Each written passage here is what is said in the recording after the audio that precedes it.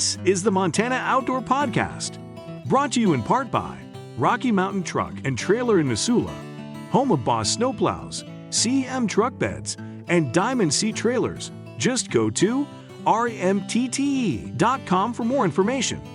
And by Superior Hardwoods of Montana, home of the largest selection of in-stock high-end wood products and flooring in the western United States.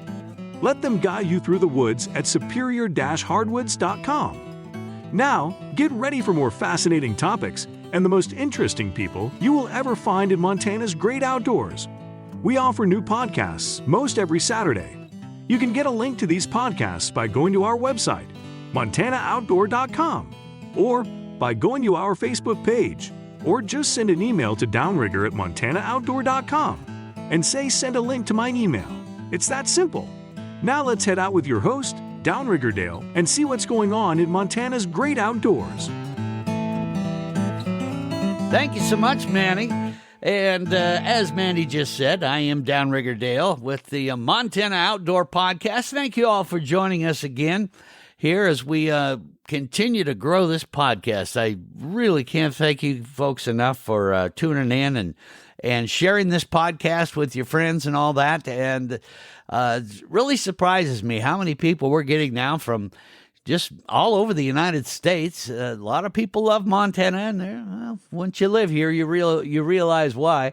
But also, even around the world, we're getting so many different people. Also want to give a special shout out. We have a lot of podcast listeners from our servicemen and women around the world, and so thank you all for tuning in, and most of all, thank you all for your service to our country. We really, really do appreciate what you're doing, and hopefully we bring a little bit of home back to you here on what we're talking about. So, speaking on what we're going to talk about, today we're going to talk about Montana's shoulder seasons. Now, these are interesting seasons. I, for one, am a fan because it does a couple things. It really helps some farmers and ranchers thin elk herds out on their property. I know way back when my dad had a cattle ranch, he would have loved this because we used to just get inundated with elk just tearing up our haystacks and all that in the winter and that. And I also like it because it gives you a little extra chance for those of you that maybe didn't quite do so well in the season.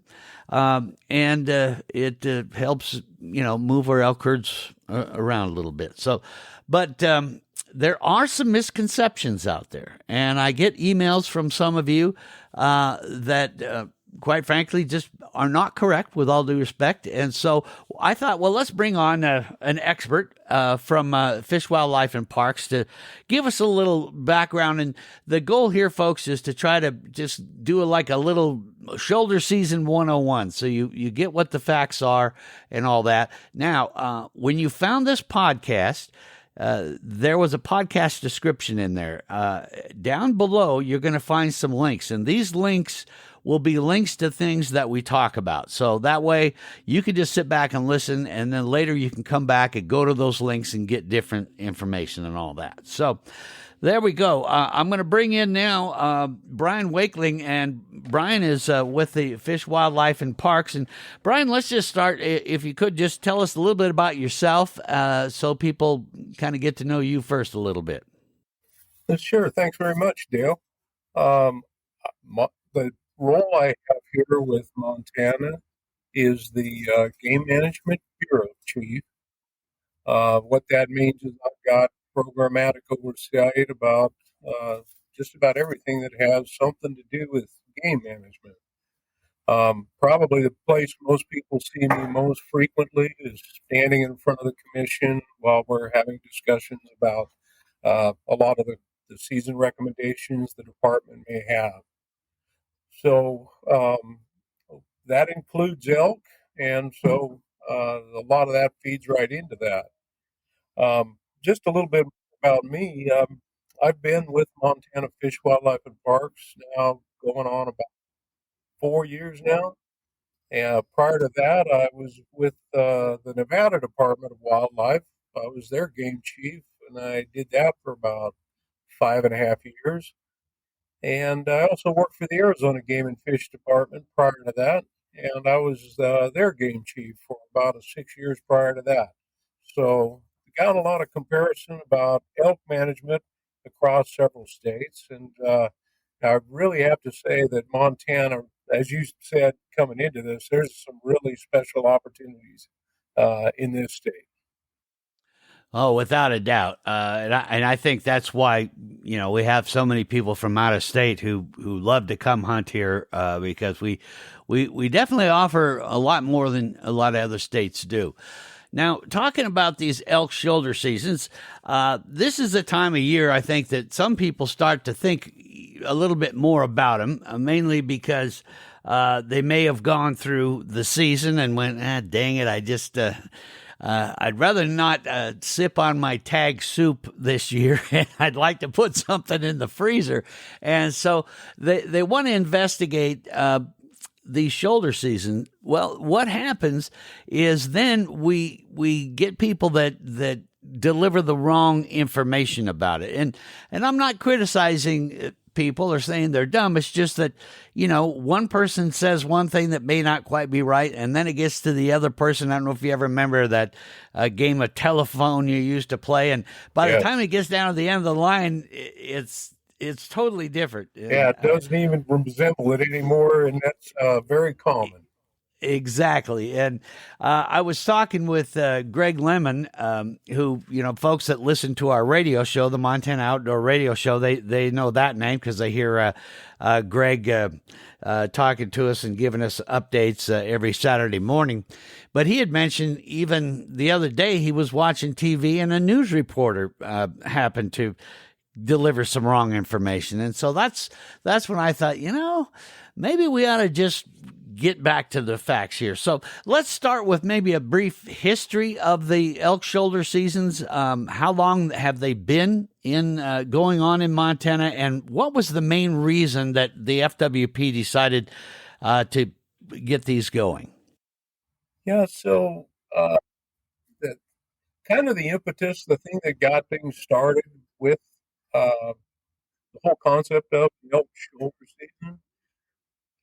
And it's like you said, it's not a new challenge. Hunters trying to find something to harvest, and landowners, producers, even producing anything in agriculture. Elk can certainly play some challenges with that. And so it is something that has kind of evolved over time. And the goal was to try to provide an additional kind of season that would help address elk numbers, especially in those areas where populations were above our management objective. So in the early, after 2010, they were kind of trying to come up with some strategies to help approach this.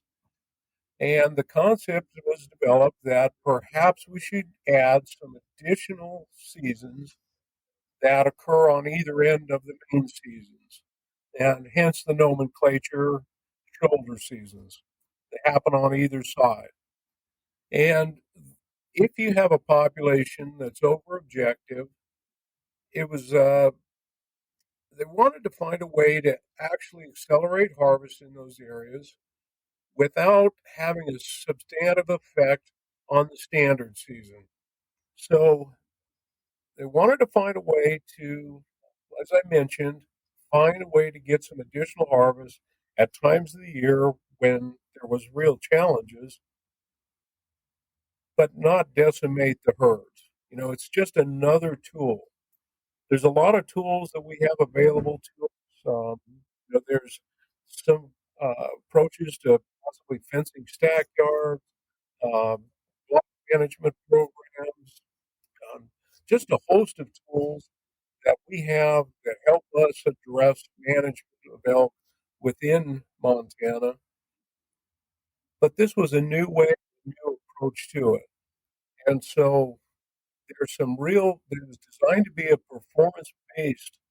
So we look at whether or not these additional hunts actually helped achieve the objectives that were put in place. And so we do look at that on an annual basis. We provide that information. It's the kind of information hunters can find on our website, and they can look at see how the harvests have been occurring, how it, whether it's achieved what we were hoping to see it actually get. Do you know where on the FWP website that's located? I can track it down if you don't. I just thought we'd mention Yeah. it here. So probably the easiest thing in a lot of cases is to just from any search engine you can put in Montana Elk Shoulders Seasons, and it can take you right to that. But if you go to our website, fwt.mt.gov, go /hunt and then /elk shoulder seasons. It'll take you to that main page, and then all of the other information is linked off of there, and it's got the history. A lot of this other information we're going to talk about, probably about Yeah. any of that, it's all off of that one web page. And so, for those of you that use a different channel to get into our podcast, some of you don't have the entire podcast description, so that'll help you find that.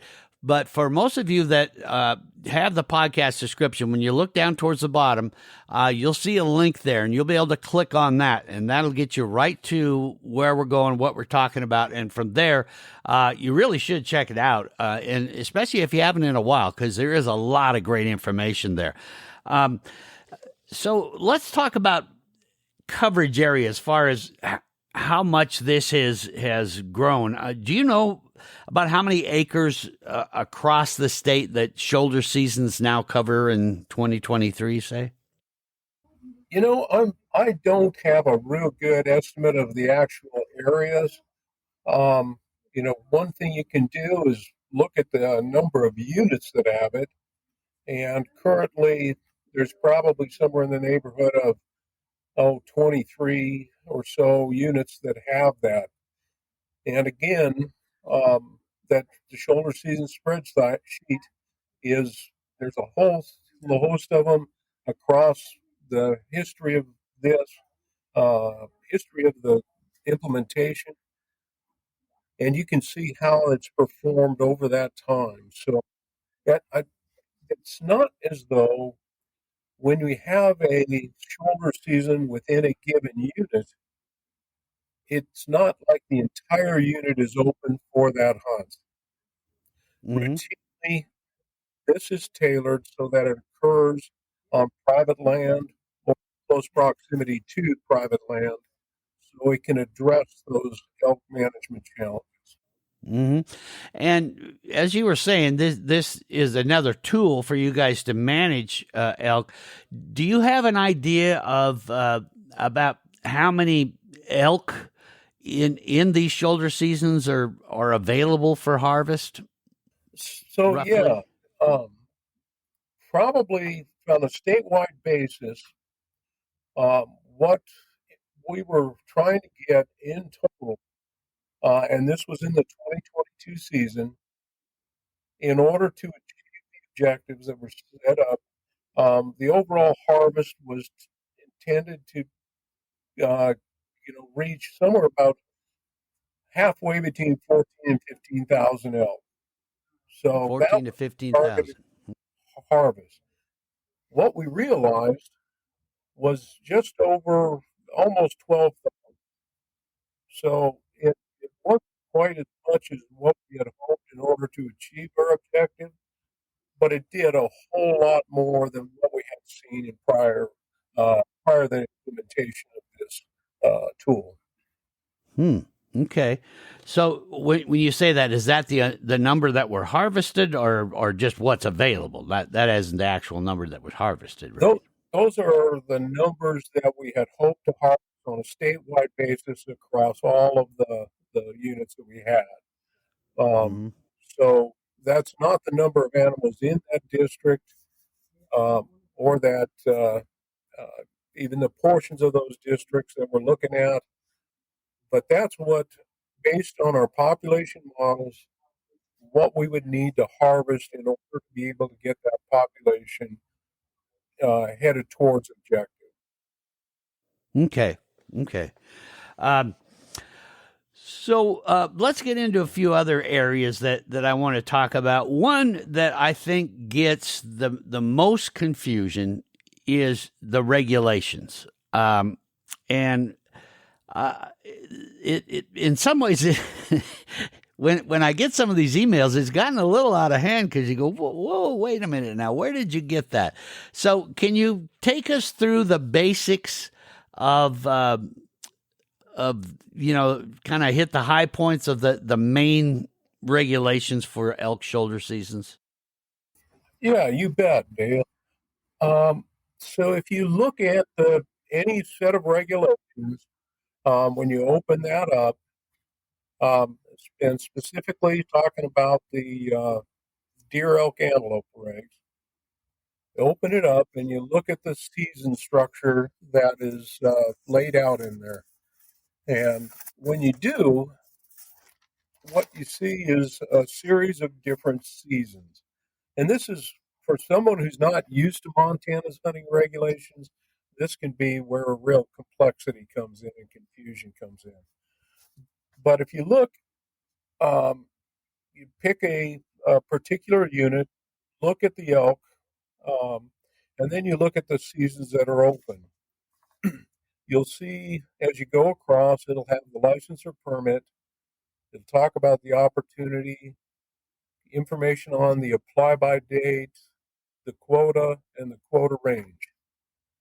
Then you get into another series of season dates. And you'll have the first column is early season dates. And so those are the shoulder seasons that start before the regular seasons. Not very many units have those early season dates. But then if you follow along, you've got the archery only, the general, the heritage muzzleloader season, and then you have a column that says late season dates. That late season date indicates the seasons for which there is a late shoulder season. So the early season dates and the late season dates line out when the shoulder seasons are available to hunters. The final column talks about the opportunity-specific details or restrictions. In there, it'll tell you if there's any special restrictions that may apply. In some situations, they're valid only on private land. Sometimes it may simply say not valid on national forest lands. Then there's a little nuanced difference there. Sometimes if it's private only, you can't hunt state trust lands or you can't hunt BLM. So you got to have to look at how the wording is. Sometimes it'll say, perhaps it's only available for archery equipment. So it all depends, and you have to look at each one of those individually. Right. And I think that's maybe where some of this confusion comes from is somebody will look at a specific area in that and they read the rules and they go, oh, well, that's the way it is across the board. And that's not the case. I think one way for those of you listening to think about this is it's a different season, and often with different seasons come different rules. So I guess would it be smart maybe to visualize that each area is like a different season? So you really got to dial into that, because that's going to dictate how you harvest, what's available for harvest, and all that. So just remember, folks, don't try to put a stamp across the state with this. It's all different, correct? You nailed it. Oftentimes people point out how complex our regulations are. But the thing that is true about complexity is that complexity generates opportunity. If we wanted to do it one size fits all, we'd have to go to the most restrictive opportunity and the most restrictive season. Yeah. And so this actually provides hunters and landowners with more options so that they can either address challenges that they're being faced with on their land or provide you with more hunting opportunity than what you would have otherwise. Some of these are open to your general license opportunity. Some are limited to a specific limited license permit type that may be associated with a B license. The other thing to look really closely at is what is the legal animal during this hunt. Right. Oftentimes, people may have the perception I can go in and, even during a regular season, you go from one general season to the next. It may be adjoining units. One unit you can harvest an antlerless animal or a spike, and the next one might be a brow tine bull only. So you have to be real careful and pay attention to that. Mm-hmm. Yeah. So I think, when we think of, okay, well, what are the basics of the elk shoulder seasons? Well, there's not really. That's the key point to this is don't try to fit everything into that hole there. So that's excellent information. So now to the planning side, and we're going to take a quick break. But when we come back, you can think about this while we're taking the break. Maybe give us an idea of what would be the best way to plan your shoulder season hunt with now all this in mind that we know, okay, there's a lot of different variables here. So is there a way to kind of punch in your variables and find what you're looking for? So we'll talk about that when we come right back. This is the time of year that reminds us to be thankful and optimistic. And there is no place that fits that attitude more than Superior Hardwoods of Montana. See, they just love what they do and love to help folks like you by, as they put it, guiding you through the woods to find the perfect type of wood for your home construction or remodel job. Whether you're looking for those perfect wood floors, stunning paneling for your den, or just that perfect something that makes your house say, welcome home every time you walk in the door. This time of the year, however, they really just want to say how much they appreciate all of their customers that allowed Superior Hardwoods of Montana to be part of their special project this year. They truly feel honored that all of you chose to do business with them, whether you contacted them directly or had your contractor come in to find exactly what you were looking for. Thank you so very much.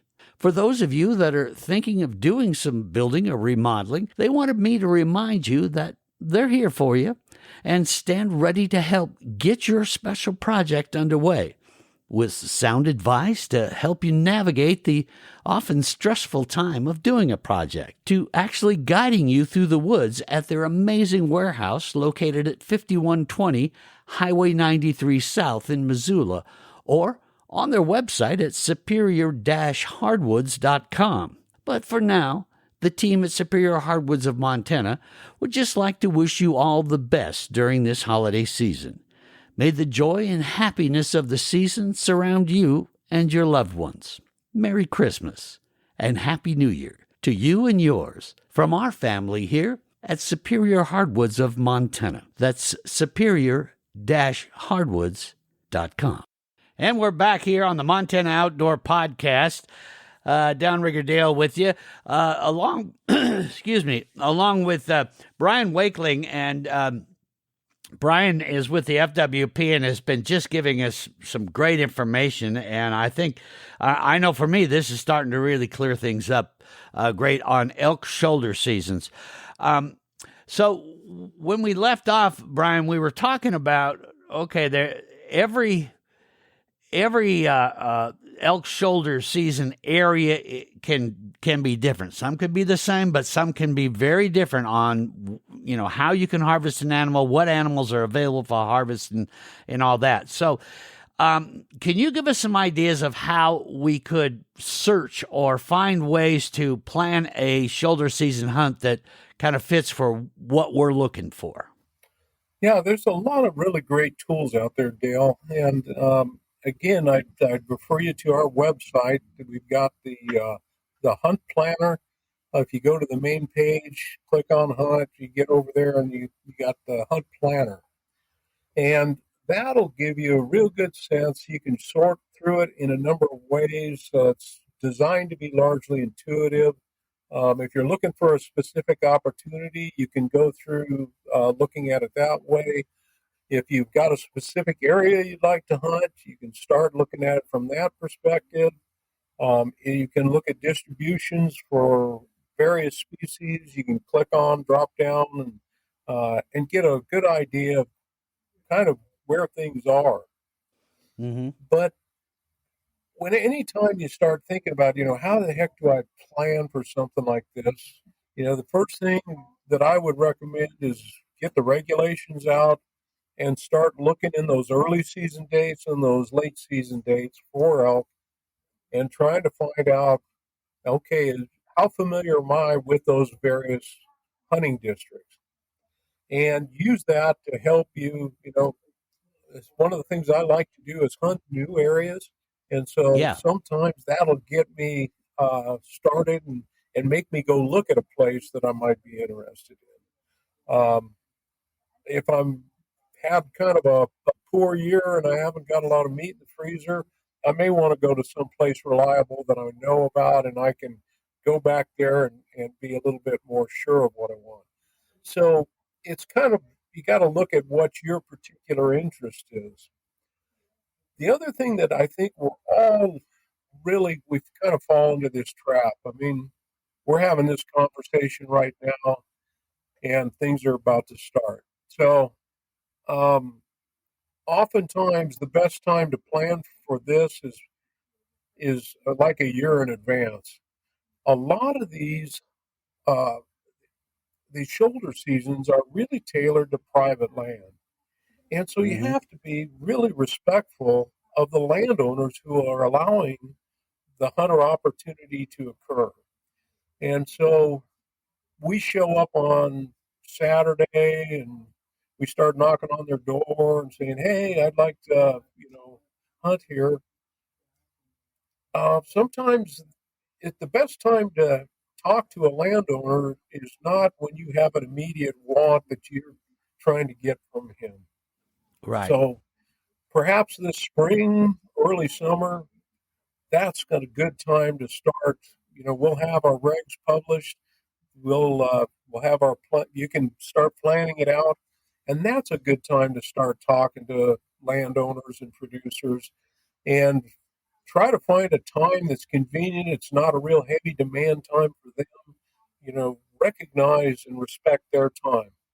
And so start building that plan earlier in the year, not, gosh, here I am at this point in the day and trying to get this full. So, yeah, and I think that's where maybe some people utilize the elk shoulder season in a bit of a wrong way, and that they view it as, okay, this is that emergency, in case of emergency, break glass and I'll do that. In other words, right. Season's done. Boy, I didn't get anything, so now let's go to shoulder season. We'll get out there and do that. Yeah. Well, yeah, that can be a way to do it, but really the best way, the way I'm hearing you talk about it, is to say, okay, let's plan ahead of time. And if you're saying, okay, well, if I don't harvest in the general season, that's when I'm going to go, fine. But go ahead and plan it out now. Just put that in your pocket as your plan B. It's all planned out.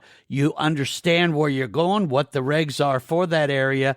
And now that's in your pocket and it's planned out, ready to roll. So general season doesn't quite go the way you wanted. Take a look at your plan B, but you're planned out and you've made the appropriate plans ahead of time. To me, that makes a lot of sense, and I like your idea of going through the regs and kind of matching up what you are interested in. So maybe you want to start with area. These are the areas I'm interested in. Okay, go there. Now see those regs and see if that fits with the way that you want to hunt and what you're hunting for. Does exactly. that sound like a good? Yeah, okay. and I'm not being critical of people that don't No, plan ahead because it happens to the best of us. Um, sure. but your chance of success really goes up if you take the time to plan ahead. The other thing to Mm-hmm. kind of think about, and this year is a really good example if you contrast this year with last year. Elk are their movements are dictated to a large degree by the weather, and so uh, our preliminary indications are that our harvest this year for elk has been lower than what it was last year. That's because the weather doesn't get severe. The elk can stay really high, really remote, and inaccessible. You don't have snow accumulations pushing them to lower elevation. That also influences their likelihood to be in some of these private land areas. And so, a year like this, we may see a little less elk moving onto areas where they're going to be accessible. So, that can influence your success both in the general season and in a shoulder season. So you Mm-hmm. really have to think about that. You may have to kind of mitigate what you're doing. Landowners that are happy to see you in a year when you've got a lot of elk present, right now they may not be saying we don't have too much going on. So you have to kind of look at it. But what you also might benefit from is in a year when there's not a lot of elk and a lot of issues out there, you may actually have less competition from other hunters because there may be fewer people taking part in that exercise.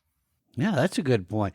Uh, so, folks, if you remember, I've done a few different podcasts earlier this year, kind of just before the season, and I think I might have done one or two early in the season where we talked about planning your hunt and ideas of how to go to Plan B out in the field for your general hunt. And I got a lot of great feedback from people saying, "Boy, that was you had some good ideas. Your guests really gave me some good thoughts and all that."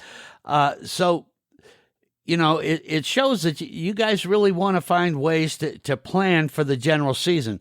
Well, just apply a lot of that to the shoulder season side of things. If you do those same kind of things, that's where I think you're going to find shoulder seasons can really be a good success for you. Now, let's shift gears here and talk about access. And this is where, boy, the rumors get just wild in that area. And again, I can understand it because somebody has a bad experience and they go, well, that's the way shoulder seasons are. Well, not necessarily. So let's start with you were talking about going and talking to the landowners and that. How does that work? So does a landowner contact you guys and say, boy, I just get too many elk around here, and can we get a shoulder season in here? And then how does that get planned as far as what kind of access will be available to the hunter? That's a really good question, Dale. And there isn't a single way that it occurs. What you described is certainly part of it. But what we first have to determine for these shoulder seasons is that where is the elk population in relation to our management objective? If it's below our management objective, it's unlikely that we're going to use this particular tool. So in many places in the western part of the state, we don't currently have elk populations where we want them to be. That's not universal. There are some places where we do have that, but it's kind of a mixed bag. The further to the west you get, the more likely that our populations are really robust and doing well. So we're going to look at where they are in relation to that, and then the number of concerns and issues that are brought to us by landowners. Sometimes our biologists are looking for those opportunities when they're out there, and so we may propose this kind of a tool be implemented in a situation where there is some support from the landowners. If the landowners aren't interested in seeing it happen, we're not really all that interested in dumping a bunch of hunters on them. But if we Yeah. have a mutual interest and our management objective is appropriate, then we'll explore putting this type of a tool in the field. Okay. Well, that's where I think people get crossways with this. Is they think that this is all up to the landowner, so they've set this up. And one of the rumors I hear a lot, and in general, I certainly don't believe it's true or planned that way. Now, there could be some landowners that aren't really following the rules, but I hear the rumor of, well, elk shoulder seasons are set up on these private land, and it's really set up so that the landowner gets to pick and choose who gets to hunt on their land. And so it's really just for him and his buddies. Yeah, I mean, can a landowner do that and address that a little? yeah, and a real good question. And one of the things that always occurs to me is when I'm walking along the shore of a lake, and you find fishing twine all balled up around something, and the first impression is that anglers must be litter bugs like there's no tomorrow. Well, not every angler does that. It's No. just like every hunter that gets access to private property doesn't leave gates open. But for a landowner or a manager, all it takes is one person to do that, and it just creates a huge challenge for them. And 99 hunters out of 100 might go in there and do exactly the right thing, but that one guy comes in and does something that kind of really makes it bad for everyone. So a lot of times we hear how landowners may abuse the system. I think it's the same issue. Yeah, there's probably a few landowners out there who will try to get the most gain out of the system as possible. Mm-hmm. But that's not because they don't have good reason for doing it. So wildlife is a public resource. It's something that is held by the state for all the citizens of the state. But they occupy private land quite a bit of the time, and the forage that's produced on that land is the property of the landowner. And so if we want access to a private property owner's land, it's completely up to that private property landowner to determine who has access and who doesn't. Which is why it's so important to develop relationships with those landowners so much earlier in the year. And like you said, it's not every landowner that gets that way. We have the whole block management program, and there's any number of units that are what we call type 1 units. All you have to do is show up, sign in, follow the rules. You can get access across their private land, and it's great. So there are the basics of just basic block management that does happen during shoulder seasons. Yeah. Correct? Yes. Okay. So, if you're concerned about that, that would be a good thing back to our planning that you go, okay, I'm going to look for those. I don't want to get into, developing relationships at a place I may not go to that often. Well, okay, then, do your planning that way. On the other hand, there may be some where in fact, I've heard this a few times where you go, wow, that landowner has just some abundance of elk and all that, but he's kind of picky about who he gets on there. And you folks bear with me that listen to this podcast a lot, because I've told this story several times, but my dad was one of those that we had a ranch, and he was kind of picky about who got on the land to hunt because we had over 2,000 head of purebred cattle, and he really was concerned about their well-being and all that. Well, it happened one year. A hunter accidentally shot one of the cows, and that ended it. He said no more hunting at all. And this was prime hunting land, and so as a high school kid going to high school, boy, did I ever get it, because they're all saying, "What's the matter with your old man? How come we can't get on there? Talk to him." It's like, hey, he doesn't even want me to hunt there, So there you go. Yeah. So there's going to be those different ways. So now, which, again, back to planning which way you want to go. What I think you'll find, and correct me if I'm wrong, but if you take the time to develop those relationships, you end up with really some great friends and hunting advisors and hunting buddies in some of these farmers and ranchers, if you just take the time to get to know them. Yeah, that's absolutely right. And a lot of times when we get access, someone's granted us access, sometimes we forget and we think, well, hey, my buddy from out of state just got a license and would like to hunt with me, and I've got access, so I'll just go. Well, you need to make real sure that if a landowner's provided you with access, he hasn't provided access to you and all your buddies. You want to make sure that you clear that with that landowner.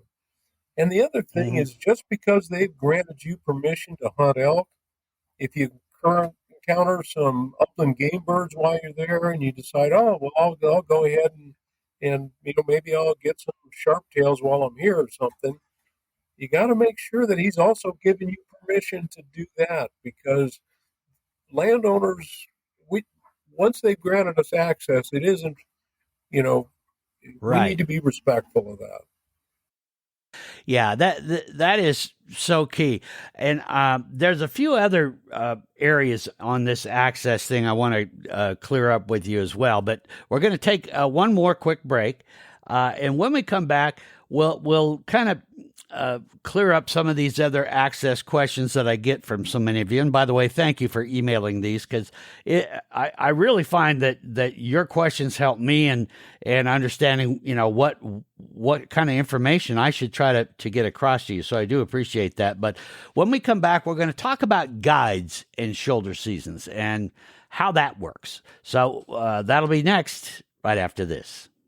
The other day, I was out doing a little shopping and saw a fellow pull up in his side-by-side ATV, and it had a Boss snowplow mounted on the front of it. I just had to stop and tell him how amazed I was to see the perfect-sized Boss snowplow mounted on that like it absolutely belonged there. I said I had no idea that Boss made a snowplow that fit so perfectly on an ATV. He said, yeah, me neither. But I went into Rocky Mountain Truck and Trailer in Missoula, Montana, and told them I really needed something that could help me use my side-by-side to plow smaller driveways and sidewalks. And I'll be darned if they didn't have the perfect thing. It does an amazing job and has given my snowplowing business the perfect tool. The folks at Rocky Mountain Truck and Trailer mounted it on my side-by-side and showed me how to make that thing work like nothing I'd ever seen. Well, folks, that's Rocky Mountain Truck and Trailer for you. They always know how to help anyone get the job done, whether it's the perfect Boss snowplow that obviously fits on any kind of rig, to the best dump trailers and truck beds. Folks, I just can't think of a better place to send you to. They have a full service department and can even help you get financing so you can get what you need right away. I hope you're having a great and safe winter out there, and if you're not, remember Rocky Mountain Truck and Trailer, because chances are they have just what you need to make this winter the best you've ever had. Go see them at 5680 Expressway in Missoula, Montana, or on the web at rmtte.com. That's Rocky Mountain Truck and Trailer. RMTTE.com. Go see them and have the best winter ever. And welcome back to the Montana Outdoor Podcast. Thanks so much for joining us today. Brian Wakeling with the Montana Fish, Wildlife, and Parks. Brian, again, your official title is, say that again for me. You bet. I'm the Game Management Bureau Chief. It's longer Game than Management Bureau just Chief. about anything else I know about. Okay, and he's really helping us a lot in understanding these elk shoulder seasons and how they work. And I really encourage you to go back and listen to some of this again, because this is some great information that I think will really help you kind of wrap your head around how best to take advantage of these seasons, because they can really be great opportunities. Now, what about guides? Here was one rumor, an email that I got that said that there are landowners that say the only way you can hunt on our land is you got to contact this guide and get with him, and then you can, take advantage of the shoulder season here. Does that happen? And if so, is that the way? Is it okay for that to work that way? It certainly does happen, and it certainly is a lawful arrangement that a landowner can have. Again, a landowner can provide access through any avenue that they choose to. So, Okay. As we were talking about earlier, some landowners have to deal with hunters that may not pay as close attention to gates. They may drive a vehicle into an area that when it's wet and muddy and tear up the land. You mentioned your father's having his cow get shot, So one way that landowners may choose to manage that is by using an outfitter.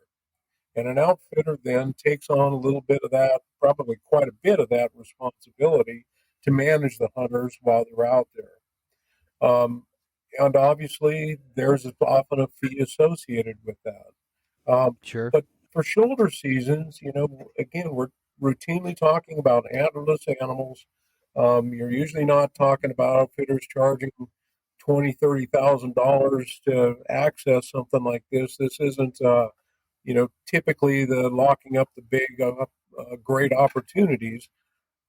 But if they do provide that opportunity and they do have that arrangement with the landowner, there routinely is some fee. Some hunters don't like that, and I can appreciate the resistance and the reluctance to use one.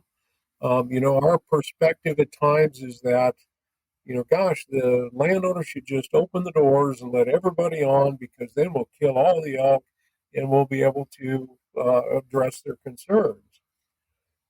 That's not always the case, because if you allow unrestricted access, sometimes what you get is that pressure driving the animals off of the private land, which may be effective for the landowner and may get the landowner, at least for a period of time, to change the distribution of elk.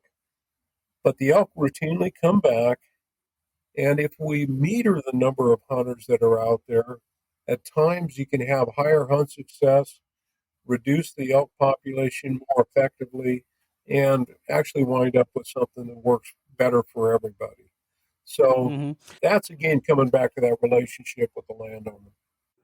Right. So, there I think, well, don't necessarily just judge the landowner right off the bat and say, oh, it's just he and his pal working a way to get more money.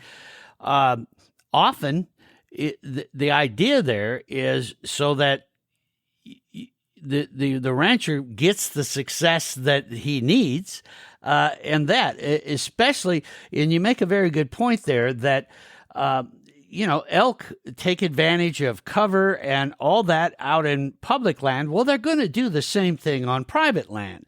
Now, there may be some instances why they're on that private land is because it offers some great cover. If the landowner recognizes that and realizes, boy, I take part of these shoulder seasons, but there's really not much harvest.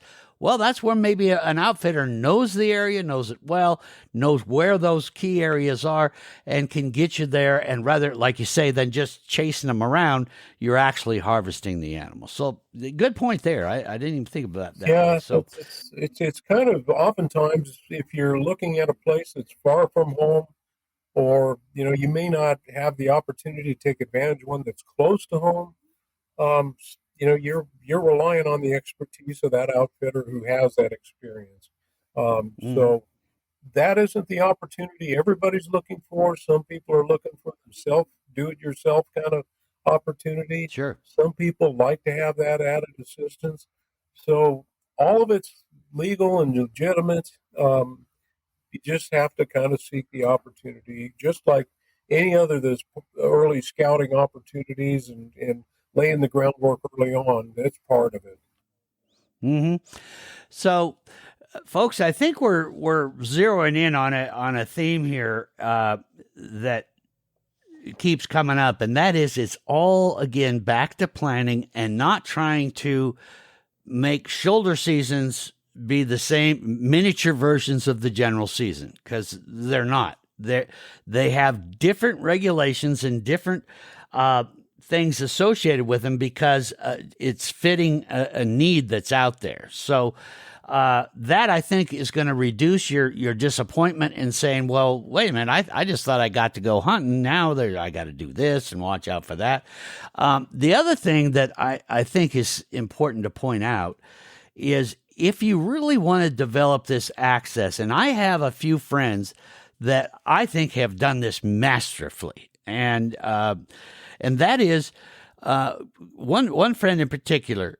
The first time he used a shoulder season opportunity, he went and hunted on this guy's land, was able to get access, and he was just amazed at how many elk were there and that. And then he noticed there was, when he was bringing his elk back out, there was a lot of activity on the ranch of these guys working, and well, they were getting ready for branding and that. And so he volunteered, said, "Hey, next time, get a hold of me. I'll help you out." He ended up getting a great relationship with this rancher where he would go help him out with some of those things. He had a lot of fun, actually, doing something that he never got to do before. And it has become an annual thing with him. And now he gets access even during the general season because he's developed this great relationship with it. He has had other friends now be able to get along with him, but they know the key is, hey, let's scratch each other's back. Yeah. That's something that's back to a good way to develop a relationship, right? Yeah, that's absolutely, that it's really good when you can be helpful. And oftentimes we may not recognize what some of their needs are. A lot of times we want to go help with the fun stuff, but sometimes, there's some hard work that those guys have to do, Yeah. gals have to do, repairing fence and things of that nature. Sometimes, if sometimes it's not the so much fun stuff that you can help with, but Right. if you can help, that opens doors. It opens doors big time, and again, as I said, you develop this relationship where now that ranchers, views you as, hey, this guy is great. He's not just asking to hunt here. When he sees fence down, when he comes back out, he says, hey, I noticed some fence down up there. Didn't look like it was right. Just wanted to let you know. And it develops on from there. Now the hunter, next time he sees you, he's more apt to probably even open up more information for you, open up more access, maybe allow a few buddies to come with you. These are all things, but like you just said, it's not just all fun and games too. I mean, Yeah. It's like anything. You got to earn it. Yeah, you do. And Sometimes it's a simple thing. I mean, if you're on the way out and you see some garbage, some litter laying there, pick it up. Yeah. I wasn't the one that dropped it there, but he still has to deal with it, and that can really do an awful lot for people's attitudes if they see you. It's kind of the whole Aldo Leopold thing. Ethics are doing the right thing even when no one's watching. Exactly. That is true without a doubt. So I hope that this podcast has given a lot of you some food for thought on, one, how to plan it, the fact that there are a lot of different regulations, and if you spend some time with it, don't try to do it 5 minutes before sitting in the driveway and that. Last question. One thing that I think might be a bit of a misconception is that people say, well, this is only private land. There are shoulder seasons that are outside of private land too, correct? That is correct. Most of it does occur on or in relation to some of those private land. But there are some areas, and again, like you said, look in the regulations, look for where it's described, and try to, there's a plethora of mapping tools available on cell phones. Know where you are, and make sure that matches up with what the regulations say. Yeah. So again, if you do the planning, you can find that it's not all private land. But some things that you do need to remember is if you missed getting that trophy bull, shoulder seasons are not going to help you with that. That is not what they're for. So, okay, Brian, is there anything else that you wanted to get across to the folks before we jump out of here? No, I think we've done a real good job of touching on most of the topics. If you've got the opportunity to get out and see some of this stuff ahead of time, it's really, really a good idea. Spend a lot of time looking at the details and the regulations. Make sure you understand what it is. And if you have any questions, come into one of our offices, give us a call. We'll try and get you straightened out and give you the best advice we can. And if you have questions specifically after listening to this podcast for Brian, would you be okay with me putting your email in our notes, or would you rather they go through me and I deliver it? You can go ahead and put it up. No problem. Okay. Yeah. So down below in the podcast description, I'll put a link to Brian's email. So if you have a few questions, need to clear it up. And of course you can always, my email's always there. You can always just get a hold of me and I'll make sure that your question gets funneled to the right people. So we get out there and enjoy more of these shoulder seasons. And just remember, they are different seasons. So check that out. Brian, thank you so much for joining us. And I hope we can have you back again one of these days soon. Real good, Dale. I appreciate it. Look forward to it. There you have it, folks. There's some more information about shoulder seasons. I think we cleared a lot of stuff up and gave you some new ideas, hopefully, to take advantage of these opportunities. And if you look at it that way, they are opportunities. So thanks so much for listening, and be careful out there, folks. Remember, ask for that permission, be respectful of the landowner, and things will get great for you. We'll be back next week with more of the Montana Outdoor Podcast. Thanks for listening to the Montana Outdoor Podcast. It has been brought to you in part by Superior Hardwoods of Montana, home of the largest selection of in-stock high-end wood products and flooring in the western United States. Let them guide you through the woods at superior-hardwoods.com. And by Rocky Mountain Truck and Trailer in Missoula, home of Boss Snowplows, CM Truck Beds, and Diamond Sea Trailers. Just go to rmtte.com for more information. So what did you think of today's podcast? Send your questions and comments to Downrigger at montanooutdoor.com. We should be dropping a new podcast this next Saturday. Until then, we will see you soon out in Montana's great outdoors.